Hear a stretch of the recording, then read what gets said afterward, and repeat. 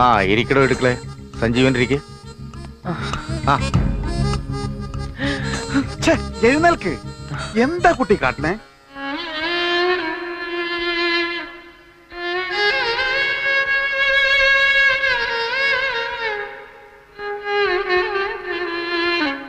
ക്ഷമിക്കണം സാർ.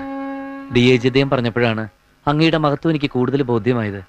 അങ്ങ് ആദർശധീരനായ ഒരു രാഷ്ട്രീയക്കാരനാണ്. അങ്ങയുടെ അനന്തരങ്ങളോട് ഞാൻ തെറ്റ് ചെയ്തു പോയി സാർ.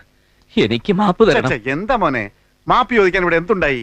വിവാഹ ബന്ധമാകുമ്പോൾ ചില കശവിശകളൊക്കെ ഉണ്ടാവും. ഭാര്യക്കിട്ട് ഭർത്താവ് കൊടുത്തോന്ന് വരും. കൊടുക്കണമല്ലോ, അതിനാ കൈ തന്നിരിക്കുന്നത്. ഇല്ല അളിയാ? കേട്ടോ ഇടിക്കട്ടെ, ഞാൻ അളിയനോട് പറയുകയായിരുന്നു ഗീതമോള് കാണിച്ച് ഒട്ടും ശരിയായില്ലെന്ന്. ഇല്ല അളിയാ? താനാടോ യഥാർത്ഥ രാഷ്ട്രീയക്കാരൻ.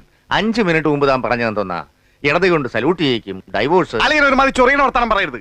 കേട്ടോ ഇടിക്കട്ടെ, ഇടിക്കുള രണ്ടും ഒന്ന് തന്നെയാണ് മിസ്റ്റർ ഇടിക്കുളെ. ആ ഗീതുവിനെ വിവാഹം കഴിക്കുന്നതിന് മുമ്പ് സഞ്ജീവനെ എനിക്കറിയാം.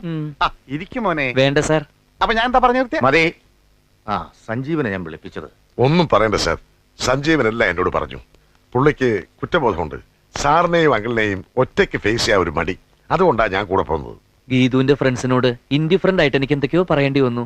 തെറ്റായി പോയിന്നറിയാം. ഗീതുവിന്റെ സ്ഥാനത്ത് മറ്റാരായിരുന്നാലും പോട്ടെ, ഇനി ഒന്നും ആവർത്തിക്കില്ല അങ്കിൾ.